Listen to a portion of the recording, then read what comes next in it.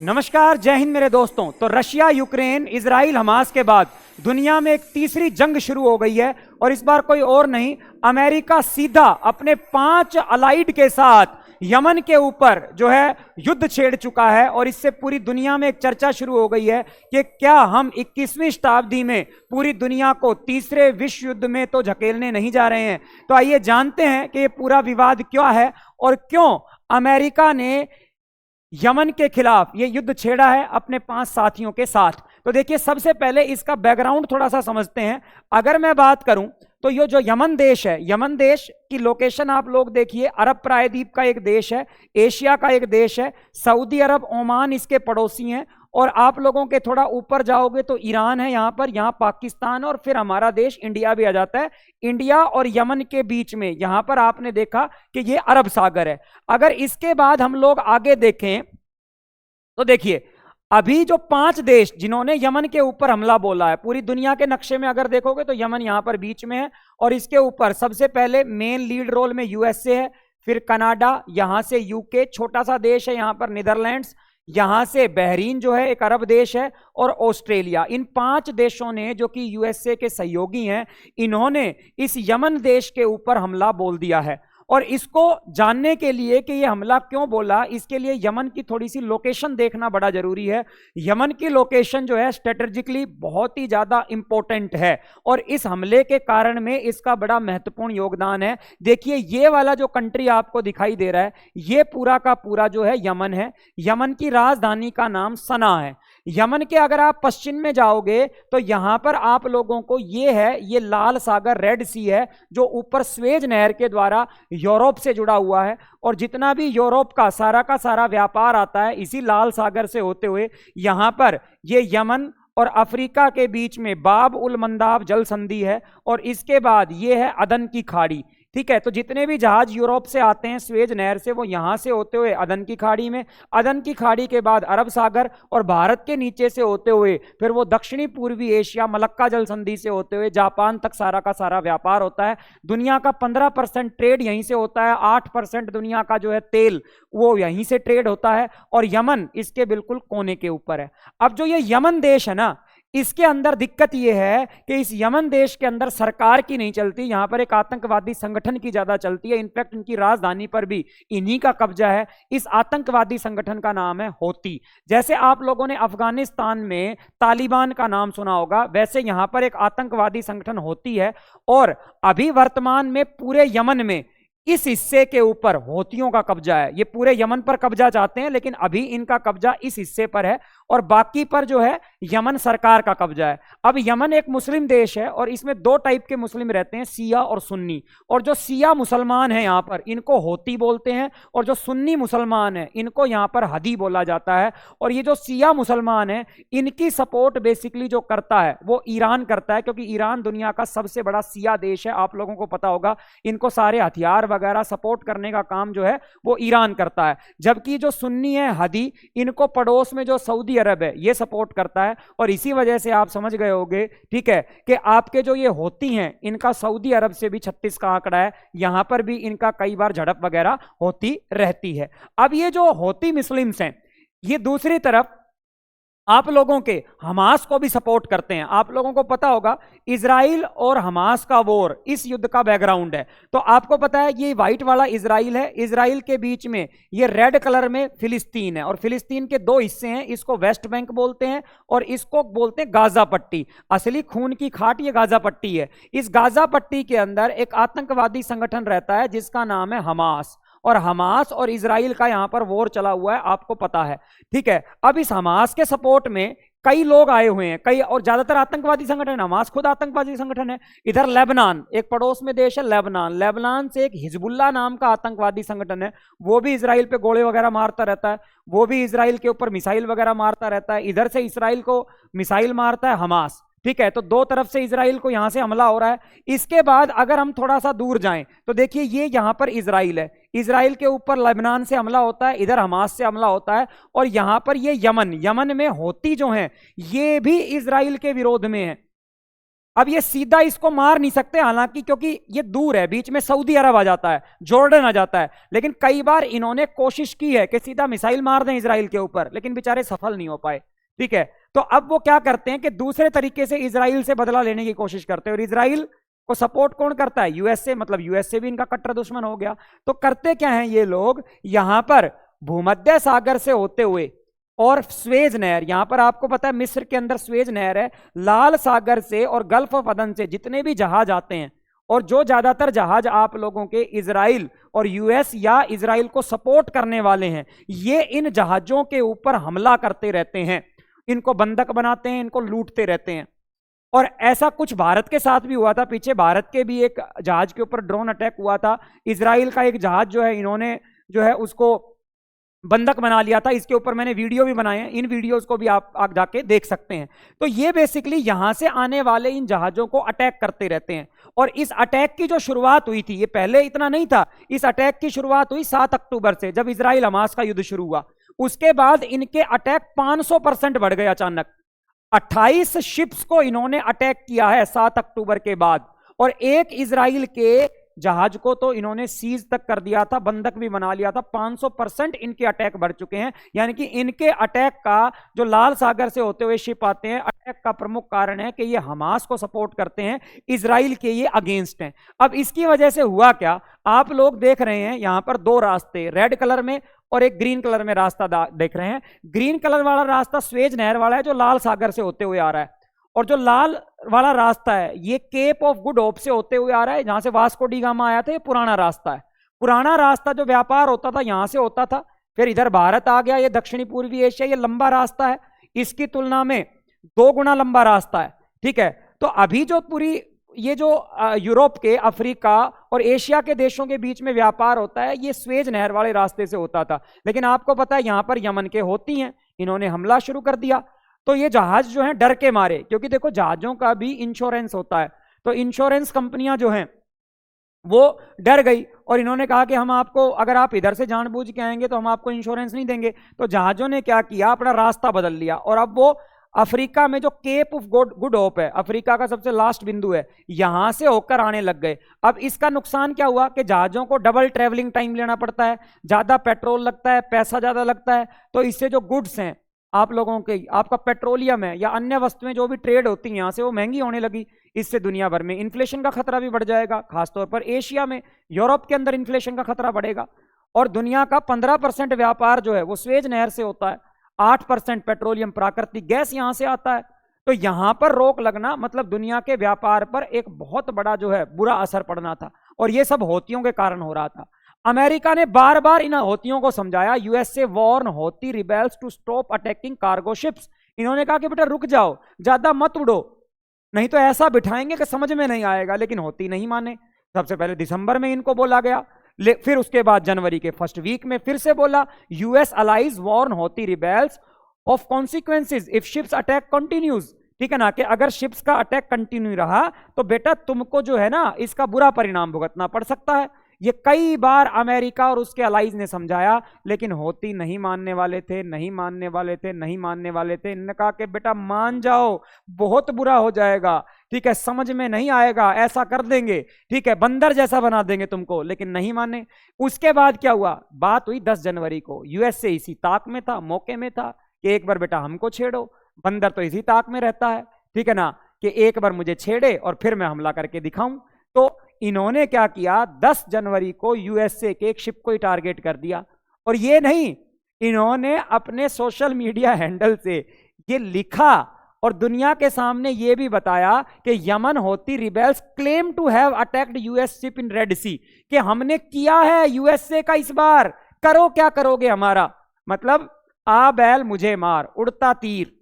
समझ में आई बात आप लोगों को। इन्होंने कहा कि हमने अटैक किया है, बताओ अब क्या करोगे। बस यूएसए तो इसी ताक में था। और फिर क्या था, अपने 5 मित्र राष्ट्रों के साथ, ठीक है ना, यूएसए लेड जो अलाइड्स थे, उसके जो सहयोगी थे, उनकी मिलिट्री ने टारगेट किया यमन को, और यमन के ऊपर जो है इन्होंने हमला बोल दिया। और यूएसए सेंट्रल कमांड ने इसकी जो है जानकारी दी। देखिए यूएसए सेंट्रल कमांड की अगर बात करें तो आपको मैं बताऊं, जैसे भारत में आपने आर्मी की north south east west command देखी होगी, ये केवल इंडिया में है कि नॉर्दर्न साइड में नॉर्थ कमांड है, साउदर्न साइड में साउथ कमांड है, वेस्ट में ईस्ट में सेंट्रल, ऐसे।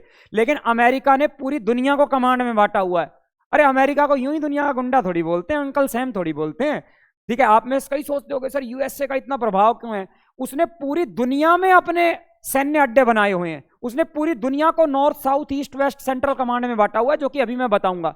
और अगर उसको हमला करना होता है, चलो आपको एक बार दिखाई देते हैं मैप, ठीक है ना, कि अगर उसको सेंट्रल एशिया में किसी देश के ऊपर हमला करना पड़े या पंगा लेना पड़े तो वो अमेरिका यहां पर है, यहां से हमला थोड़ी करेगा, ये यमन है, ठीक है ना। तो उसके यहां पर अरेबियन सी के अंदर जहाज है, वो सीधा यहीं से अटैक करेगा, ठीक है। तो आप यहां पर देख रहे हो अमेरिका ने पूरी दुनिया को, ये ग्रीन कलर वाला ये यूएस की नॉर्दर्न कमांड है, ये सदर्न कमांड है, ठीक है, ये यूरोपियन कमांड है, ये अफ्रीकन कमांड है, ये सेंट्रल कमांड है, ये यूएस इंडो कमांड, ठीक है ना, आप लोगों की एशिया के। तो देखो 1 2 3 4 5 6 कमांड में उसने पूरी दुनिया को बांटा हुआ है और हर जगह अपने जहाजी बेड़े खड़े किए हुए हैं। अगर यहां पर कोई पंगा हुआ तो यहां पर इस कमांड से उल्टेगी, साउथ अमेरिका की तरफ पंगा हुआ तो यहां पर अलग कमांड है, यहां पर अलग कमांड है, यहां पर अलग कमांड है। तो यहां पर ये जो हिस्सा है ना, ये जो पूरा का पूरा हिस्सा है, आप देखो इस मैप से और क्लियर होगा, जहां पर ये आपको हाईलाइटेड कंट्रीज दिख रहे हैं, इनके ऊपर हमला अगर यूएस करेगा तो वो यूएसए की सेंट्रल कमांड करेगी, एरिया ऑफ रिस्पॉन्सिबिलिटी यूएसए की सेंट्रल कमांड का। देखा आप लोगों ने, ये होता है आतंक। इसीलिए यूएसए को कहा जाता है, यूएसए दूसरों को बोलता है ना, वो खुद जो है दुनिया में आतंक का बहुत बड़ा पर्याय है, ठीक है, कहीं ना कहीं। लेकिन आजकल पूरी दुनिया में करें क्या, यही सब चीजें चल रही हैं, ठीक है। तो देखो यूएसए की सेंट्रल कमांड ने कहा जी 12 तारीख को रात को 2:30 बजे, जो कि सना का लोकल टाइम है, आपका यमन का लोकल टाइम है, हमने अपने दोस्त United Kingdom, Australia, Canada, Netherland और बहरीन के साथ मिलकर जो है वो हमला कर दिया, क्योंकि ये जो लोग हैं इलीगल जो है हमले अटैक कर रहे थे यूएसए के वेसल्स के ऊपर और अन्य वेसल्स के ऊपर। और इन्होंने इसमें लिखा भी है 27 शिप जो हैं इन्होंने अभी तक अटैक किए हैं, और अक्टूबर से लेकर अभी तक। और ये ईरान जो है इनको सपोर्ट करता है, इन हौती रिबेल्स को, तो इनके ऊपर हमला बोल दिया है। और ये हमला 12 और 13 दोनों तारीख को किया गया। 13 तारीख को फिर यूएसए सेंट्रल कमांड ने रात को 3:45 बजे हमला बोला, और इनके जो है आप लोगों के कैंप हैं वो तबाह कर दिए, मतलब 2 बार इन्होंने। लेकिन पहले वाले में देखिए इन्होंने अपने 5 मित्रों का नाम लिया है, लेकिन दूसरे वाले में इन्होंने कहा है कि ये हमारी अकेले की रिस्पॉन्सिबिलिटी है, इस बार किसी और ने हमला नहीं किया है, इस बार केवल अमेरिका ने अलग से हमला किया 13 तारीख में। 12 तारीख में 5 देशों के साथ मिलकर किया। और देखिए अमेरिका के अगर हम हमले की बात करें तो अमेरिका का हमला करने का ढंग कितना शानदार है, इस वीडियो में देखो अमेरिका ना, सबसे पहले आपने देखा, अभी मैं दोबारा से आपको दिखाता हूं, यहां पर आप देखिएगा, सबसे पहले जो ये पहले गया है, ये एक एमहॉक रडार है अमेरिका का, ये पहले रडार को भेजता है, ठीक है ना, ये उड़ता हुआ एक रडार है, और इसके पीछे जो है ना फाइटर जेट जाते हैं ताकि फाइटर जेट सुरक्षित रहे। बेसिकली एमहॉक क्या है, एमहॉक अमेरिका का एक फ्लाइंग रडार है, पहले ये उड़ता है और ये ऊपर जाकर अगर दुश्मन कोई भी मिसाइल फेंकेगा या हमला करेगा तो उसको फौरन जो है ये क्या कर लेगा, उस टारगेट को पहचान लेगा, और ये फौरन जो है आपकी इंफॉर्मेशन देगा यूएस डिफेंस फोर्सेस को कि भाई दुश्मन है वो बेसिकली हमला करने वाला है या दुश्मन हमला कर रहा है। तो ये जो अमेरिका के फाइटर्स हैं ये पहले से जो है सचेत हो जाएंगे। तो इनका जो है फाइटर जेट्स के साथ एक एमहॉक नाम का, और ऐसा अफगानिस्तान में भी हमको देखने को मिला था, ये आपका रडार सिस्टम उड़ता है, काफी एडवांस टेक्नोलॉजी है। तो इसके साथ इन्होंने हमला किया आप लोगों के यमन के ऊपर, 2 बार इन्होंने हमला किया है। और जो ये हमला किया गया है अगर आप देखें तो यूएस का एक कैनरी नाम का युद्धपोत है, आप लोगों का देखिए ये कैनरी युद्धपोत है जो सेंट्रल कमांड का है। आप देख सकते हैं इस युद्धपोत के ऊपर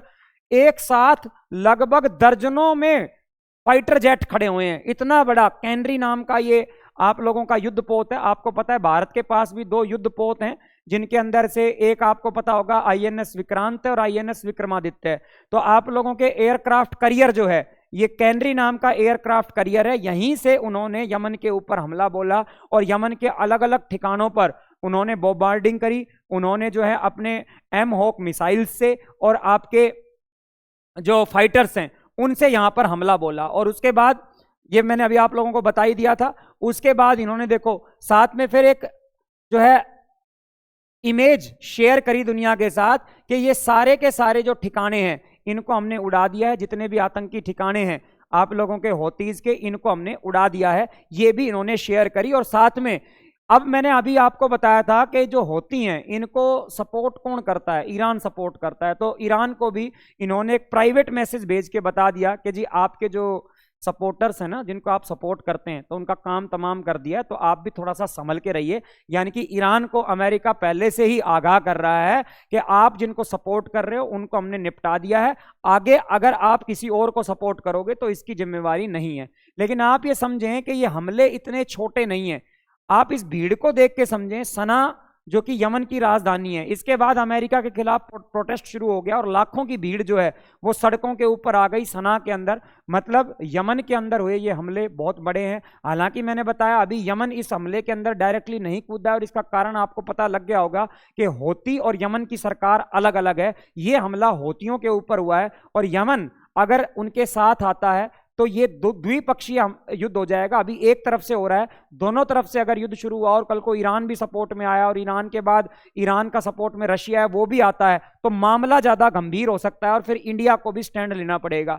अब देखिए इस हमले के ऊपर अलग अलग देशों का क्या स्टैंड रहा। सबसे पहले ईरान का क्या स्टैंड रहा। ईरान ने फौरन जो है ये बताया कि भाई इस हमले की वजह से, ठीक है मैं आपको दिखा देता हूं, इस हमले की वजह से ईरान ने कहा कि यूएस यूके अटैक की वजह से दुनिया भर में जो आप लोगों का फ्यूल इंस्टेबिलिटी आ सकती है, जो पेट्रोल है, फ्यूल है, आपका पेट्रोलियम है, क्रूड ऑयल है, इसका क्राइसिस आ सकता है। मतलब ईरान ने भी धमकी दी है। ईरान भी आपको पता है एक ऑयल एक्सपोर्टिंग और जो है प्रोडक्शन करने वाला कंट्री, और इसने कहा कि दूसरी बात जिस रास्ते पर आपका यमन है यहां से होकर बहुत सारे पेट्रोलियम के जहाज जाते हैं, तो पूरी दुनिया में इंस्टेबिलिटी आ सकती है, ऑयल क्राइसिस आ सकता है। ठीक है, वहीं पर आपके रशिया ने जो आपके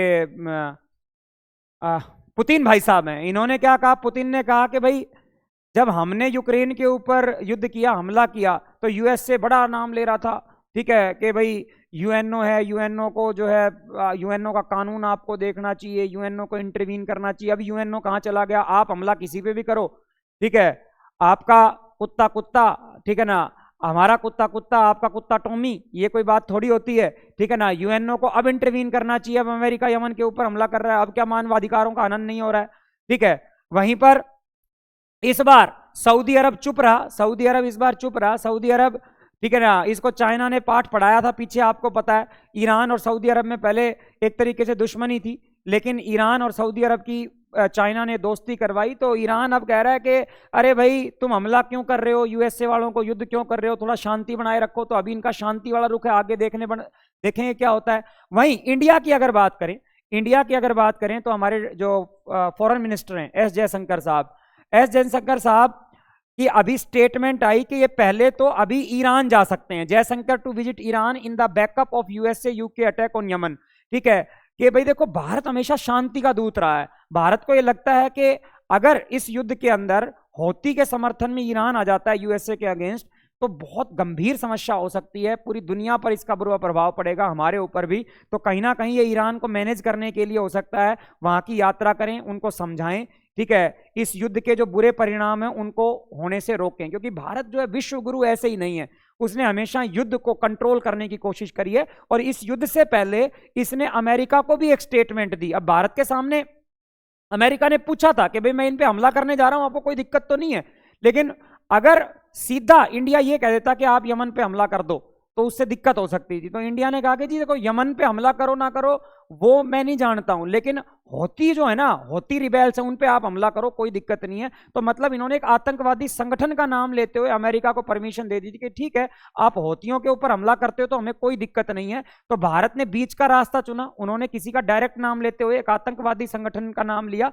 जिससे थोड़े सेफ रह गया इंडिया। और अभी बीच का रास्ता इंडिया ने जो है चुना है। और अमेरिका ने इस हमले से पहले अपने जो वहां के जो विदेश मंत्री हैं उन्होंने अपने सोशल मीडिया हैंडल से और अपनी ऑफिशियल वेबसाइट से बता दिया था कि इंडिया की तरफ से राह साफ है बिल्कुल, उन्होंने हमको परमिशन दे दी है कि आप हौती रिबेल्स को खत्म करने के लिए हमला कर सकते हो। तो अभी ये आप लोगों का यमन पे हमला था 5 देशों का, और इसके आगे भी बड़े बुरे परिणाम हो सकते हैं, निकल कर आ सकते हैं अगर ये युद्ध आगे बढ़ता है तो। और इससे जुड़ी जितनी भी अपडेट्स होंगी वो आगे वाले वीडियोस में मैं बताता रहूंगा। तो तब तक के लिए जय हिंद, जय भारत, वंदे मातरम। और अगर आपको ये वीडियो शानदार लगा तो इसको शेयर करें, चैनल को सब्सक्राइब करें। तो तब तक के लिए जय हिंद।